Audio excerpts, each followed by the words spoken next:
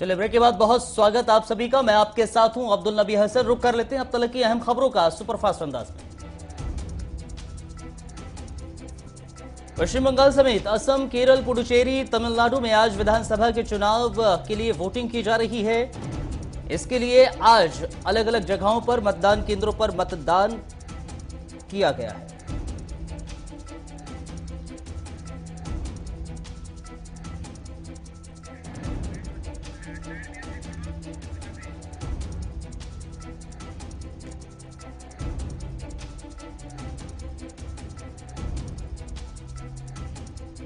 बंगाल में तीसरे चरण में 3 जिलों की 31 सीटों पर, असम में आखिरी चरण में 40 सीटों पर मतदान हो रहा है,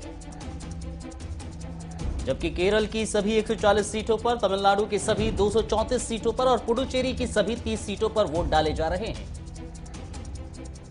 बंगाल चुनाव के तीसरे चरण में जिन 31 सीटों पर चुनाव हो रहा है, वहां 205 उम्मीदवार अपनी किस्मत आजमा रहे हैं। वहीं असम में आज तीसरे चरण में मंत्री हेमंत बिस्वा शर्मा समेत 337 उम्मीदवारों का भाग्य ईवीएम में कैद हो गया। वोटिंग को लेकर मतदाताओं में भारी उत्साह देखने को मिल रहा है। सुबह 7 बजे से ही पोलिंग बूथ पर मतदाताओं की लंबी कतारें देखने को मिल रही हैं। बंगाल के उलुबेरिया में टीएमसी नेता गौतम घोष के घर के से ईवीएम और वीवीपैट मिला, जिसके बाद तमाम तरह की सवाल उठाए जा रहे हैं।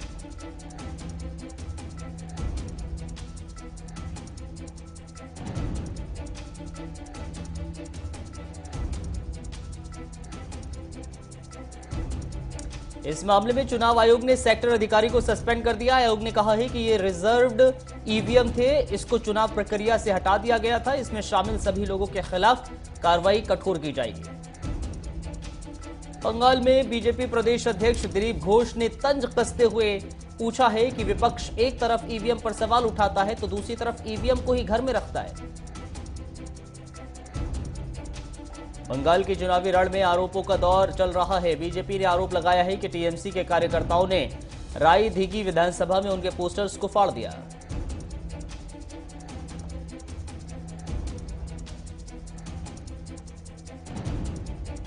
बीजेपी उम्मीदवार दीपक हलदार का आरोप है कि टीएमसी के कार्यकर्ता दागिरा बडूलंडा के बूथ नंबर 180 और 143 पर मतदाताओं को वोट नहीं डालने दे रहे हैं।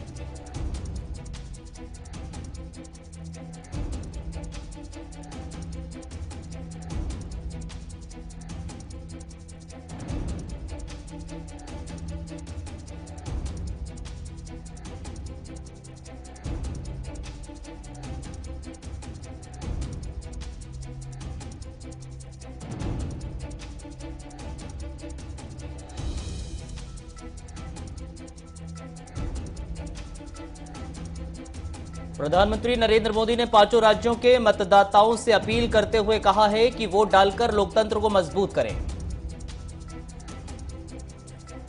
गृह मंत्री अमित शाह ने असम और बंगाल के वोटर्स से रिकॉर्ड संख्या में मतदान करने की अपील की और कहा कि विकास की गति के लिए आपका एक वोट जरूरी है।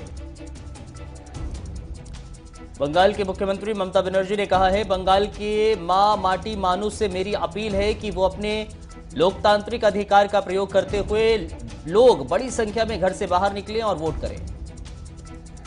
प्रधानमंत्री नरेंद्र मोदी आज फिर बंगाल में हुंकार भरेंगे। प्रधानमंत्री मोदी आज हावड़ा और कूच बिहार में रैली को संबोधित कर रहे हैं। इसके बाद हावड़ा में रैली को संबोधित करेंगे।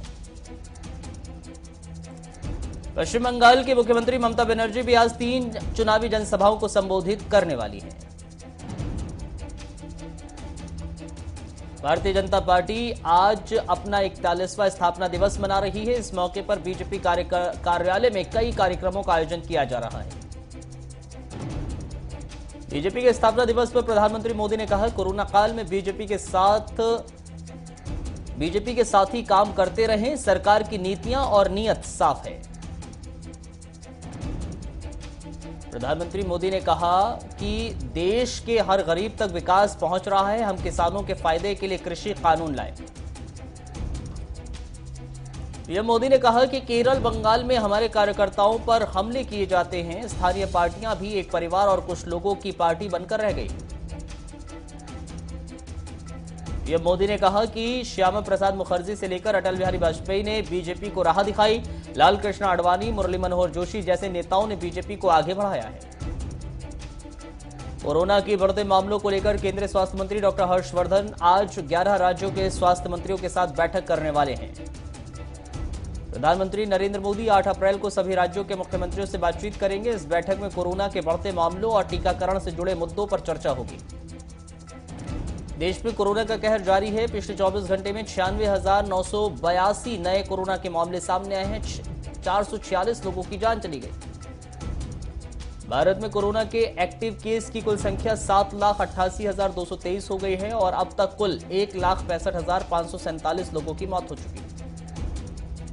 अकेले महाराष्ट्र में पिछले 24 घंटे में कोरोना वायरस के 47,288 नए मामले सामने आए हैं। कोरोना के मद्देनजर महाराष्ट्र में शिरडी के साईं बाबा मंदिर को 30 अप्रैल तक बंद कर दिया गया। राजधानी में पिछले 24 घंटे में कोरोना के 3,548 नए मामले सामने आए और 15 कोरोना संक्रमित मरीजों की मौत भी दर्ज की गई। कोरोना संक्रमण को लेकर बिगड़ते हालात के बीच दिल्ली सरकार ने फैसला किया है 100 या उससे ज्यादा बिस्तरों वाले निजी अस्पतालों को अब 30% बिस्तर कोविड मरीजों को देने होंगे। कोरोना से बेहाल महाराष्ट्र, पंजाब, छत्तीसगढ़ में केंद्र सरकार ने एक्सपर्ट्स की 50 टीमें भेजी हैं। कोरोना के बढ़ते मामलों के चलते राजस्थान जोधपुर में प्रशासन ने आज 19 अप्रैल तक नाइट कर्फ्यू लगा दिया है। आज से कोरोना के बढ़ते मामलों को लेकर देहरादून और हरिद्वार की सभी अदालतों को अगले 2 हफ्ते के लिए बंद कर दिया है। देश भर में अब तक 8 करोड़ 31 लाख लोगों को कोरोना की वैक्सीन लगाई जा चुकी है। पंजाब की रोपड़ जेल में बंद माफिया डॉन मुख्तार अंसारी को आज यूपी लाया जाएगा। मुख्तार अंसारी को बांदा जेल की बैरक नंबर 15 में रखा जाएगा। प्रधानमंत्री नरेंद्र मोदी 7 अप्रैल को शाम 7 बजे परीक्षा पे चर्चा करेंगे। पीएम मोदी ने ट्वीट करके इसकी जानकारी दी। विधानसभा चुनाव के नतीजे आने के बाद प्रधानमंत्री मोदी एक बार फिर से विदेशी यात्रा पर जाएंगे। प्रधानमंत्री मोदी दरअसल मई महीने में पुर्तगाल और फ्रांस के दौरे पर जाएंगे। कृषि कानून के खिलाफ प्रदर्शन कर रहे किसानों के आंदोलन का आज 131वां दिन है। किसान कृषि कानूनों को रद्द करने की मांग कर रहे हैं।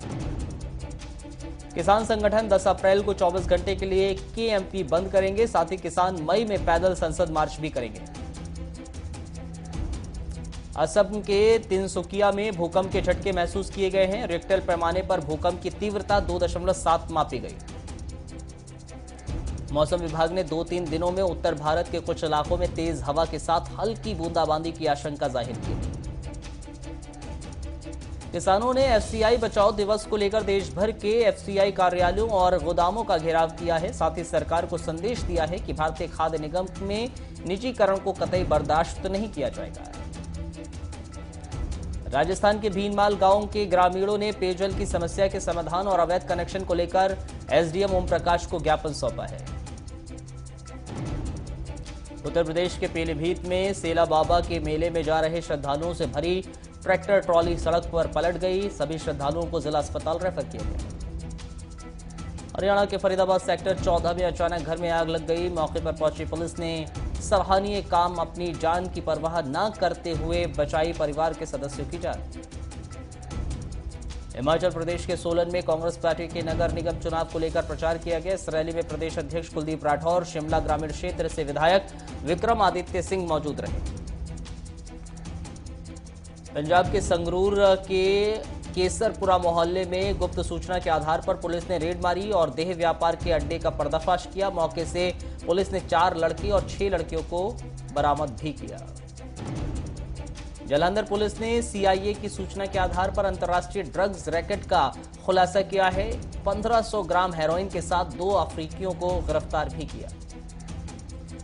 हरियाणा के रेवाड़ी में 23 राज्यों की मिट्टी लेकर जयसिंहपुर खेड़ा बॉर्डर पर पहुंची किसानों की सत्याग्रह यात्रा। आपको बताएं, इस मिट्टी से शहीद स्मारक बनाए जाएंगे। राजस्थान के भीनमाल में नगर पालिका की ओर से मुख्यमंत्री चिरंजीव स्वास्थ्य बीमा योजना के तहत 300 परिवारों के ऑनलाइन रजिस्ट्रेशन किए गए। राजस्थान के बूंदी में पालिका अध्यक्ष आशा शर्मा ने कोविड-19 टीका लगवाया। साथ ही नागरिकों से वैक्सीन लगवाने के लिए अपील की। इस कार्यक्रम में अशोक कुमार, आशा सुपरवाइजर, महावीर, पालिका कर्मी भी मौजूद रहे। राजस्थान के बूंदी में अधिकारी जितेंद्र मीणा और थाना अधिकारी सुरेश कुमार गुज्जर ने क्षेत्र का जायजा लिया और मास्क नहीं पहनने वाले दुकानों और राहगीरों के चालान काटे। साथ ही मास्क पहनने और सोशल डिस्टेंस बनाए रखने की अपील भी की। यूपी के मुजफ्फरनगर में गुप्त सूचना के आधार पर पुलिस ने छापेमारी के दौरान अवैध शराब बरामद की। साथ ही 2 लोगों को 4 पेटी अवैध शराब के साथ गिरफ्तार भी किया। कर्नाटक के चिक्काबल्लापुर में जिला पंचायत के उप सचिव डॉक्टर एम रामेश कुमार ने ग्रामीण क्षेत्रों में स्वच्छता बनाए रखने के लिए जिले में 63 सॉलिड वेस्ट डिस्पोजल यूनिट निर्माण के लिए कदम उठाए हैं।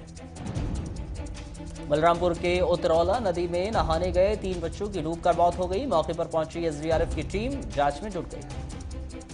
कर्नाटक में उपचुनाव को लेकर प्रचार प्रसार जोरों पर चल रहा है। कर्नाटक के चामराजनगर जिला अधिकारी कोरोना वैक्सीन लगवाने के बाद निकले कोरोना पॉजिटिव। कानपुर के मॉल रोड के एसएन सेन बालिका विद्यालय में स्वदेशी जागरण मंच का होली मिलन समारोह संपन्न हुआ। इस अवसर पर महानगर संयोजक प्रवीण मिश्रा, डॉक्टर भावना श्रीवास्तव उपस्थित रहे। यूपी के सोनभद्र में अज्ञात लोगों ने नए एक युवक को गोली मार दी। युवक गंभीर अवस्था में जिला अस्पताल रेफर किया गया। सूचना मिलते ही मौके पर पहुंची पुलिस जांच कर रही है। बिहार के कटिहार में जमीन को लेकर 2 पक्षों में विवाद हो गया। विवाद इतना बढ़ गया कि राम सेवक की धारदार हथियार से हत्या कर दी गई। हत्या की सूचना मिलते ही मौके पर पुलिस पहुंची और जांच शुरू कर दी। बिहार के कटिहार में डिप्टी सीएम ने आरजेडी नेता की हत्या पर संवेदना व्यक्त करते हुए कहा है, अपराधी चाहे कोई भी हो, उन्हें बख्शा नहीं जाएगा। उत्तर प्रदेश के बागपत में पुलिस और शराब तस्करों के बीच मुठभेड़ हो गई। मुठभेड़ में शातिर बदमाशों के पास से पुलिस ने 22 पेटी शराब और एक गाड़ी सहित 2 तमंचे बरामद किए। उत्तर प्रदेश के बलरामपुर में भीषण सड़क हादसा हो गया। 25 यात्री घायल हो गए। घायल यात्रियों को सामुदायिक स्वास्थ्य केंद्र में भर्ती कराया गया। हरियाणा के रेवाड़ी में दूल्हे को घोड़ी से उतारकर मारपीट का मामला सामने आया है, जिसके बाद पीड़ित पक्ष ने दोषियों के खिलाफ सख्त कार्रवाई करने की मांग की। पंजाब के जिला संगरूर में शिक्षा मंत्री विजेंद्र कुमार का लगातार विरोध कर रहे ईटीटी टेट पास अध्यापकों को पुलिस के जरिए जेल भेजा गया। झारखंड के हजारीबाग झील पर पदाधिकारियों की लापरवाही देखने को मिली है, जहां गैर योजना के तहत झील में मिट्टी भरकर अतिक्रमण करने का प्रयास किया जा रहा है। यूपी के बुलंदशहर में संदिग्ध परिस्थिति में लापता मासूम बच्चे का शव मिला। पुलिस ने बच्चे के शव को पोस्टमार्टम के लिए भिजवा दिया। उत्तर प्रदेश के मुजफ्फरनगर में चुनाव प्रत्याशी को जान से मारने की धमकी मिली। प्रत्याशी ने भारतीय किसान यूनियन में इंसाफ की गुहार लगाई है। उत्तर प्रदेश के मुजफ्फरनगर में पुलिस को बीते दिनों एक युवक की सरकटी लाश मिली, जिसमें पुलिस ने 3 हत्यारों को गिरफ्तार किया है। यूपी के बस्ती में तेज रफ्तार ट्रैक्टर ट्रॉली और बाइक की भिड़ंत हो गई। भिड़ंत में 2 की मौत हो गई, एक गंभीर रूप से घायल है। उर्दू पत्रकारिता दिवस और शपथ ग्रहण कार्यक्रम में पत्रकारों के सम्मान, सुरक्षा और 5 लाख तक के बीमे को लेकर सरकार से मांग की गई। सेंसेक्स 367 पॉइंट चढ़कर 49,526 पर पहुंच गया। वहीं निफ्टी 107 अंकों की बढ़त के साथ 14,745 पर कारोबार कर रहा है। पेट्रोल और डीजल के दाम में कोई बदलाव नहीं हुआ। पेट्रोल 90 रुपए 56 पैसे प्रति लीटर तो डीजल 80 रुपए 87 पैसे प्रति लीटर बिक रहा है। नए वित्त वर्ष की पहली तिमाही में 100 से 15 कंपनियां आईपीओ लॉन्च कर सकती हैं। इसकी शुरुआत 7 अप्रैल से होगी। ग्लांस की what India consumer on lock screen report 2021 के मुताबिक फोन की लॉक स्क्रीन पर भारतीय अब पिछले साल की तुलना में 200% अधिक टाइम बिता रहे हैं। देश की जिन कंपनियों को पिछले साल साइबर अटैक के चलते डेटा लॉस हुआ था, उनमें से दूसरी कंपनी का कामकाज कुछ समय के लिए ठप पड़ गया है। रिपोर्ट्स के मुताबिक देश की लगभग 70% कंपनियां एक साथ साइबर सिक्योरिटी सॉल्यूशन का इस्तेमाल कर रही हैं। बाकी 30% कंपनियां 10 से ज्यादा सॉल्यूशन यूज कर रही हैं।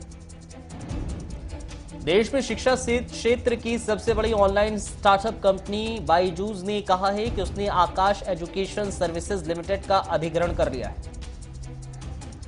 आरबीआई की मौद्रिक नीति समिति की बैठक शुरू हो गई है। आरबीआई गवर्नर शक्तिकांत दास की अध्यक्षता में हो रही यह बैठक 3 दिन तक चलेगी। देश के सबसे बड़े बैंक भारतीय स्टेट बैंक का होम लोन महंगा हो गया है। बैंक ने होम लोन की ब्याज दर को संशोधित किया है। अब बैंक के होम लोन का दर 6.95% से शुरू हो रहा है। एलजी के स्मार्टफोन पसंद करने वालों के लिए बुरी खबर है। दक्षिण कोरिया कंपनी एलजी इलेक्ट्रॉनिक्स ने स्मार्टफोन की मैन्युफैक्चरिंग और बिक्री बंद करने का फैसला लिया है। दुनिया में अब तक 13 करोड़ 24 लाख लोग वायरस की चपेट में हैं। इनमें से 10 करोड़ 66 लाख ठीक हो चुके हैं। 28 लाख 73 हजार मरीजों की मौत भी हो चुकी है। वहीं 2 करोड़ 27 लाख से ज्यादा मरीज ऐसे हैं जिनका इलाज चल रहा है। इनमें 98,332 मरीजों की हालत गंभीर है।